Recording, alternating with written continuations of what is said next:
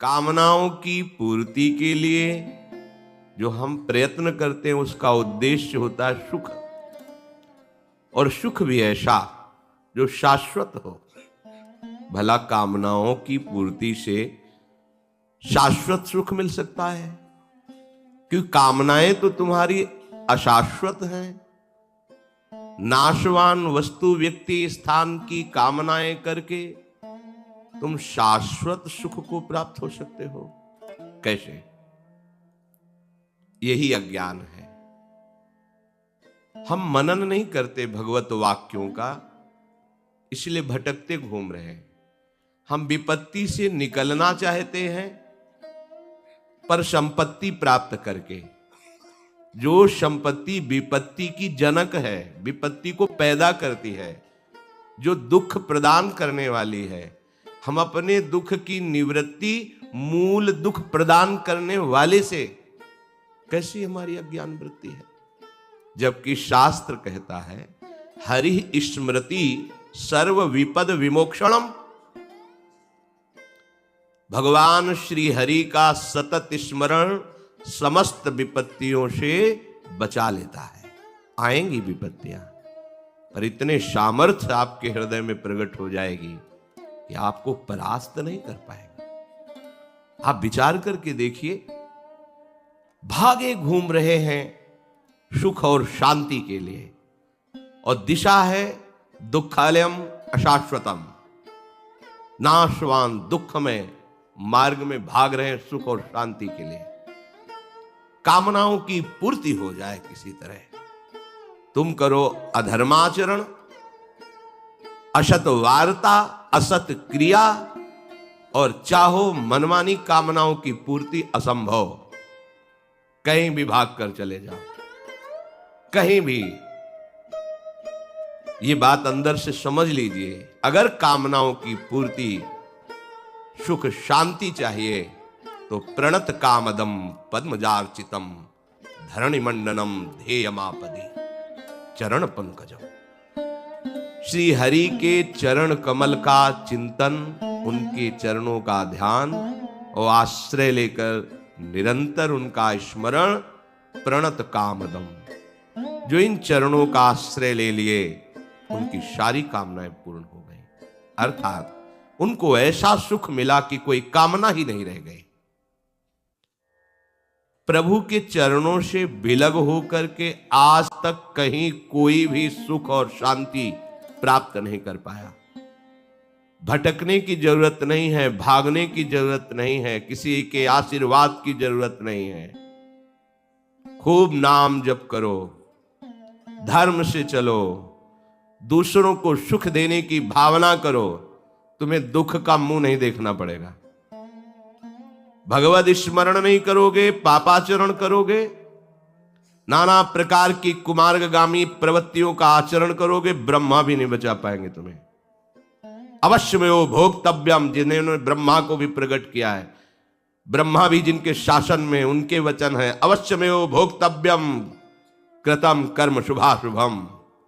तुम्हें अपने कर्म का भोग भोगना पड़ेगा, कहीं भी भाग के चले जाओ।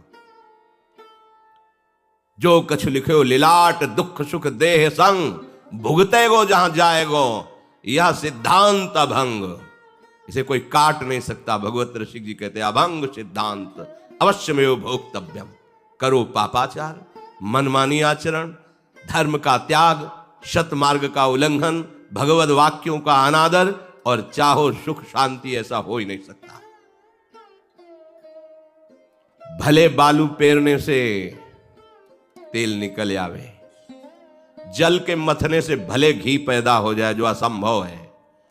ऐसा भले हो सकता है, पर बिना भगवान का भजन किए तुम दुख और अशांति से मुक्त हो जाओ, कभी ऐसा नहीं हो सकता। बारी मथे घृत होए बरु, शिकता ते बरु तेल, बिनु हरि भजन न भवतरी, यह सिद्धांत पेल। भगवत चरणारविंद का आश्रय लेकर थोड़ा सा भी किया हुआ भजन कभी व्यर्थ नहीं जाता। अगर इस जन्म में हमारा काम नहीं बन पाया, भगवत प्राप्ति नहीं हो पाई, तत्वबोध नहीं हो पाया, तो वो व्यर्थ नहीं जाता है। श्री भगवान कहते हैं, अगर उसकी कोई वासना फंस गई और मेरी प्राप्ति नहीं हुई तो मैं उसी उत्तम लोगों को, जहां प्राकृतिक सुख की भरमार है, दिव्यता है सुखों में, वहां भोगने के बाद श्रीमान कुलों में जन्म देता हूं। वहां भी भजन का प्रभाव समस्त भोगों से अरुचि पैदा करके उसे वहां से जहां साधन रुका था उसी साधन में लगा देता है और वो इस जन्म में भगवत प्राप्ति कर लेता है। यदि किसी वासना का उसने आदर नहीं किया और भगवत प्राप्ति नहीं हो पाई तो अगला जन्म भगवान के भक्तों के घर में होता है, तपस्वियों के, ज्ञानियों के, जहां जन्म से ही भागवतिक संस्कार, उसे स्वर्ग नहीं जाना पड़ता, उसे वो विशेष सामग्री नहीं मिलती जो भजन में बाधा पहुंचा दे। सीधे संयोग भजन का, और बहुत शीघ्र उसका जो साधन पीछे था वही प्रकाशित हो जाता है और वो अपने मार्ग में चलते हुए प्रभु का साक्षात्कार करता है, तत्वबोध प्राप्त करता है। भजन अगर नहीं हुआ जीवन में तो कोई भी इतना महत्वशाली नहीं है कि वो अपनी पूर्व जन्म की पढ़ाई को आगे से शुरू कर दे। डिग्री पढ़े थे, मरे, फिर ककारा पढ़ना पड़ेगा। ऐसा नहीं कि वह डिग्री से शुरू होगा कि आप हाई स्कूल पास हो गए, अब यहां से 11-12 की पढ़ाई शुरू होगी। नहीं, वही फिर का खागा। आपने 10 अरब रुपए बैंक के जमा के मर गए तो फिर 1-1 रुपए जोड़ने पड़ेंगे अगले जन्म में, अगर मनुष्य शरीर मिला। लेकिन इसमें ऐसा नहीं। आप जितनी भूमिका पे पहुंच चुके हैं भक्ति की, भजन रूपी संपत्ति जितनी आपने कमा ली है, बिल्कुल सुरक्षित, पाई भर उसमें घाटा नहीं लगेगा। और वो दिव्य रूप प्रकाशित करके आप जहां भी जन्मेंगे, जिस योनि में भी जन्मेंगे, वहीं वो प्रकाशित होकर आपका परम मंगल कर देगी। महामहिम प्रभु श्री हरि के चरणों का आश्रय लेकर भजन करना कभी कभी अमंगल नहीं हो सकता। कभी वो दुख का चेहरा नहीं देखेगा कि दुख कहते किसे हैं, पर लगो तो। अगर भजन में नहीं लगोगे, साफ बात है, कहीं भाग कर चले जाओ, तुम्हें और नहीं मिलेगी, शांति नहीं मिलेगी। सुरसर तीर बिन नीर दुख पाई है, सुरतर उतरे तो ही दारिद्र सताई है। भाग कहां भाग के जाएगा, कहीं भागने की जरूरत नहीं। हरि शरणम, प्रभु की शरण में हो गए, उनका चिंतन कर रहे हैं, लीला गायन कर रहे हैं, उनकी कथा सुन रहे हैं। अब आपका कोई अमंगल नहीं कर सकता।